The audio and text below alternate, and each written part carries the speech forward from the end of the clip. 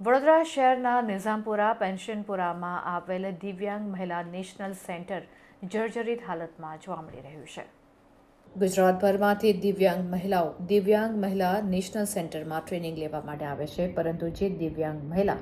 National centre જર્જરિત હાલતમાં છે તે ગમે ત્યારે પડી શકે તેવી હાલતમાં જોવા મળી હતી। ત્યારે ત્યાંના ડાયરેક્ટરની સાથે ડીએનટીવીના ન્યૂઝના માધ્યમથી સંપર્ક સાધવામાં આવ્યો હતો અને તેમની સાથે વાત કરવાનો પ્રયાસ કરવામાં આવ્યો હતો। ત્યારે તેમણે જણાવ્યું હતું કે આ બાબતને લઈને તેઓએ પીએમઓ અને સીએમઓ સુધી પત્ર લખ્યા છે, સાથે જ વડોદરાના કલેક્ટરને પણ પત્ર લખ્યો છે અને હાલના બાળમંત્રી મનીષાબેન વકીલને પણ પત્ર લખીને જાણ કરવામાં આવી હતી। પરંતુ જે મહિલા દિવ્યાંગ નેશનલ સેન્ટરની કફોડી હાલત જોવા મળી છે તે કેટલું યોગ્ય છે, ત્યારે દિવ્યાંગ મહિલા નેશનલ સેન્ટરના ડાયરેક્ટરે જણાવ્યું હતું કે અમારી માંગ એટલી છે કે આ જે બિલ્ડિંગ છે તેને સુધારા કરવામાં આવે, કાં તો પછી કોઈ એવી યોગ્ય જગ્યા આપવામાં આવે કે જેથી ગુજરાતભરમાંથી દિવ્યાંગ મહિલાઓ અહીં ટ્રેનિંગ સેન્ટરમાં આવી શકે।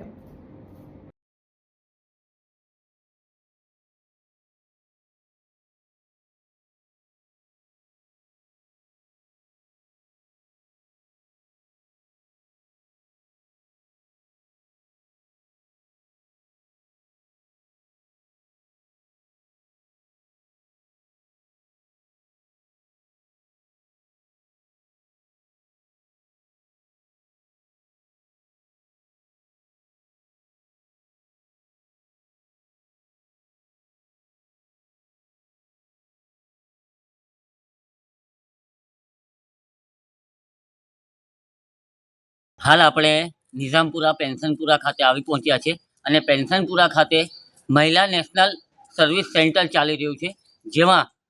એ મહિલા નેશનલ સર્વિસ સેન્ટરની હાલત તમે જોઈ શકો છો, જર્જરિત હાલતમાં છે। જર્જરિત હાલતમાં એટલે કે એવી જર્જરિત હાલતમાં કે ગમે ત્યારે એ બિલ્ડિંગ પડી શકે છે। ત્યારે આપણે મહિલા નેશનલ સેન્ટરના ડાયરેક્ટર તેમની સાથે વાત કરવાનો પ્રયાસ કરીશું અને એમની સાથે વાત કરીશું કે આ મહિલા નેશનલ સર્વિસ સેન્ટર જે ગુજરાતભરમાંથી દિવ્યાંગ મહિલાઓ અહીંયા આવે છે અને તેઓ સર્વિસ સેન્ટરમાં ટ્રેનિંગ લે છે, પરંતુ આની જે જર્જરિત હાલત જોવા મળી રહી છે તે તમે જોઈ શકો છો। આપણે વાત કરીએ તેમના डायरेक्टर साथे। सर, क्या कहेंगे जिस तरह से जो महिला नेशनल सर्विस सेंटर चल रहा है वो जर्जरित हालत में है, उसके वजह से आपने कई लोगों को पत्र भी लिखा है, पीएम सीएमओ और यहाँ के जो कलेक्टर हैं उनको भी आपने पत्र लिखा है, क्या कहेंगे सर? बिल्कुल सर, ये आपका जो मुद्दा है वो बिल्कुल बहुत अच्छा मुद्दा है, क्योंकि ये जो हमारा सेंटर है वो भारत सरकार के रोजगार महानिदेशालय का एक अधीनस्थ कार्यालय है। National career service centre for differently abled women के नाम से ये कार्यालय चल रहा है और ये एकमात्र महिला दिव्यांग सेंटर है रोजगार महानिदेशालय का पूरे भारतवर्ष में। हमारे 24 सेंटर हैं,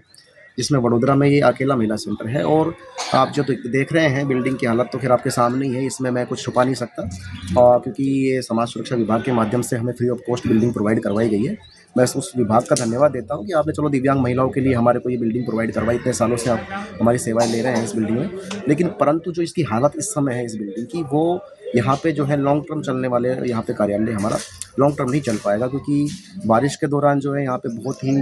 बुरे हालात हो जाते हैं, बच्चों को आने में तकलीफ होती है, पूरा भवन टपकता है सर पानी से। और इसके लिए मैंने जो है समय समय पे जो है अपने जो ये समाज सुरक्षा विभाग है उसको भी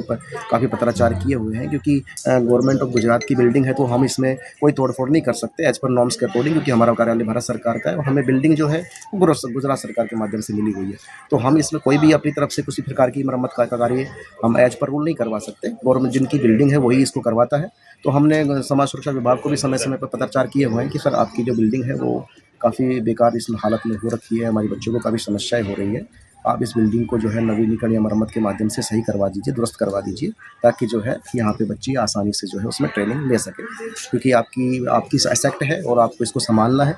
बहुत ज़रूरी होता है ये चीज़ें। और एक कोचिंग सेंटर चलाने के लिए, एक ट्रेनिंग सेंटर चलाने के लिए यहाँ पे जो है, क्योंकि भारत सरकार बिल्कुल फ्री ऑफ कॉस्ट गुजरात की दिव्यांग महिलाओं के लिए यहाँ कार्य कर रहा है और हर वर्ष जो है हम यहाँ पे इन बच्चों के लिए जो एक साल के प्रशिक्षण कार्यक्रम करवाते हैं जो वर्ष भर हमारे चलते हैं। तो इतने अच्छे ट्रेनिंग प्रोग्राम हैं और बिल्कुल फ्री ऑफ कॉस्ट चल रहे हैं, और ट्रेनिंग के पश्चात जो है हम उनको रोज़गार भी मुहैया करवाते हैं, ताकि ये बच्चियाँ जो है अपने पैरों पे खड़ी हो सके, ट्रेनिंग लेने के बाद कामयाब हो सके। परंतु जो एक इंफ्रास्ट्रक्चर बच्चों के लिए चाहिए वो यहाँ पे कमी है, बहुत ज़्यादा कमी है। और इसके लिए मैंने समय समय पर लिखा भी है, यहाँ के जिलाधीश को भी लिखा है, कलेक्टर साहब को भी लिखा हुआ है कि सर आप हमें यहाँ वडोदरा में जो है कोई सरकारी जो लैंड है वो हमें प्रोवाइड करवा दीजिए, ताकि हमारा मंत्रालय उसके ऊपर अपनी बिल्डिंग तैयार करवा सके। हमारे मंत्रालय के माध्यम से भी मैंने निवेदन करके जो है कलेक्टर साहब को लेटर लिखवाया है, तो कलेक्टर साहब को लेटर दिया भी हुआ है। कलेक्टर साहब के माध्यम से उनके गाइडेंस के माध्यम से मैंने उस लेटर के ऊपर कार्रवाई भी की। मैंने यहाँ के जो मामलातदार हैं, तहसीलदार हैं, उन कार्यालयों पे भी मैं विजिट किया है। परंतु सबसे बड़ी समस्या क्या आ रही है कि हमें एक तो यहाँ पे जो यहाँ के जो लोकल जो पटवारी लोग हैं, जो मामलातदार हैं, वो हमें ये नहीं बता पा रहे हैं कि सरकारी ज़मीन कहाँ लेनी है। हमें ये बोल देते हैं भैया इस क्षेत्र में तो कोई सरकारी ज़मीन खाली नहीं है। और हम यहाँ के थोड़ा सा क्या है कि मैं यहाँ का लोकल नहीं हूँ, तो मेरे लिए समस्या ये है कि मुझे पता नहीं है कि सरकारी लैंड कहाँ वैकेंट है। तो एक बहुत बड़ी समस्या हो रही है। और लोकल लैंग्वेज की भी थोड़ी समस्या है मेरे लिए, क्योंकि मैं गुजराती नहीं जानता, हिंदी जानता, तो मुझे थोड़ा सा उसका थोड़ा सा मेरे को एक कमी महसूस हो रही है, और जिसके ऊपर मैं थोड़ा प्रयास नहीं कर पा रहा हूँ, क्योंकि मुझे जगह का पता नहीं है कि कहाँ लैंड खाली है। तो अब मैं कलेक्टर साहब से दोबारा मिलूंगा और उनसे अनुरोध करूंगा कि सर आप व्यक्तिगत रूप से इस पर संज्ञान लो। मैंने तो अपने लेवल पे काफ़ी प्रयास किए हैं और मुझे कहीं लैंड मिल नहीं पा रही है, और मामलातदार वगैरह जो है वो मुझे उस पर ज़्यादा हेल्प नहीं कर पा रहे हैं। तो आप कृपया करके अपने विभाग के जो आपके कार्यालय के जो कर्मचारी हैं, अधिकारी हैं, जिनके संज्ञान में ये चीज़ है, क्योंकि कलेक्टर साहब तो यहाँ के जिलाधीश हैं, उनके संज्ञान में हर चीज़ है कि हमारी लैंड कहाँ पे वैकेंट है। तो आपके संज्ञान में जहाँ भी एक अच्छी लोकेशन पे कोई सरकारी लैंड वैकेंट है, हमें 2 एकड़ ज़मीन दे दीजिए आप। हमारी ज़्यादा डिमांड नहीं है, 2 एकड़ ज़मीन में हमारा कार्यालय एक अच्छे छात्रावास के साथ अच्छा बन सकता है। हॉस्टल फैसिलिटी भी उसमें बन सकती है। लेकिन ये जो कार्य है वो कलेक्टर साहब के माध्यम से ही होगा।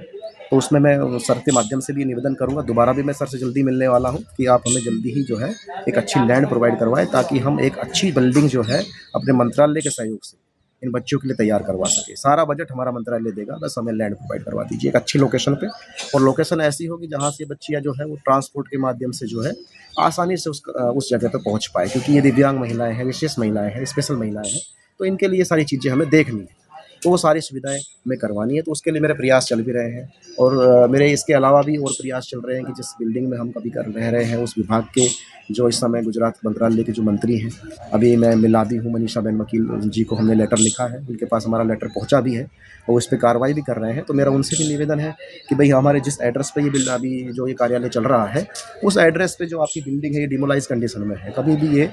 गिर सकती है बिल्डिंग, ज़्यादा लंबी एक बिल्डिंग नहीं चलेगी। तो इसी जगह को आप हमें प्रोवाइड करवा दो, यही हमें लैंड मिल जाए,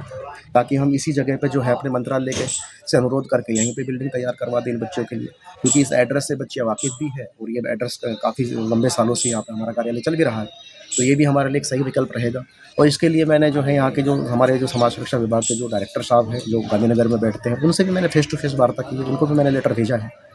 तो उनके माध्यम से अभी तक तो कोई जवाब आया नहीं है कि भाई वो देंगे या नहीं देंगे हमें। तो फिर उसके बाद मैंने मंत्री महोदय जी को भी ये लेटर भेजा है कि भाई आपके कार्यालय की विभाग की ये जो परिसर है ये उनका आपके विभाग का है, तो आप हमें यहीं प्रोवाइड करवा दीजिए। तो ये मेरे प्रयास चल रहे हैं पत्राचार के माध्यम से। जो भी एक अधिकारी अपने लेवल पे काम करता है वो मैंने किया हुआ है और आगे भी मैं करता रहूँगा जब तक इसका सोल्यूशन नहीं हो पाएगा। इसके लिए दूर नहीं मतलब जो है कोई कमी नहीं छोड़ेंगे, परंतु जो है इसमें अब संज्ञान लेने की ज़रूरत है, क्योंकि ये जो बिल्डिंग है ये लंबे समय तक अब चलने वाली नहीं है। बहुत समस्याएँ आ रही हैं। अभी आप देख रहे हैं, चलो बरसात नहीं है तो हम थोड़े से आपको वो नॉर्मल लग रहे होंगे, लेकिन जैसे ही बरसात होगी इस बिल्डिंग जो है वो पूरी बहुत ज़्यादा जो है तब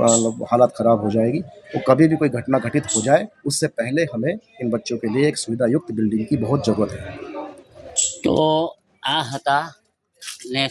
મહિલા નેશનલ સર્વિસ સેન્ટરના ડાયરેક્ટર, જેમની સાથે આપણે વાત કરી અને અહીંયાના જે દ્રશ્યો તમને મેં બતાવ્યા કે જે જર્જરિત હાલતમાં જોવા મળી રહ્યા છે, તો DNTVના ન્યૂઝના માધ્યમથી હું કલેક્ટરને પણ કહેવા માંગીશ કે વહેલામાં વહેલી તકે આ જે જર્જરિત હાલત બિલ્ડિંગ છે એનામાં સુધારો કરવામાં આવે અને અહીંયાના સાંસદને પણ એક માંગ કરવામાં આવીશ કે આ જે જર્જરિત હાલતની જે બિલ્ડિંગો છે એને સુધારો કરી ત્યાં પછી કોઈ એમને એવી જગ્યા આપવામાં આવે જેથી મહિલા નેશનલ સર્વિસ સેન્ટર ચાલુ થાય અને વ્યવસ્થિત રીતે મહિલાઓને ટ્રેનિંગ મળે, તે રીતે આપણને આજે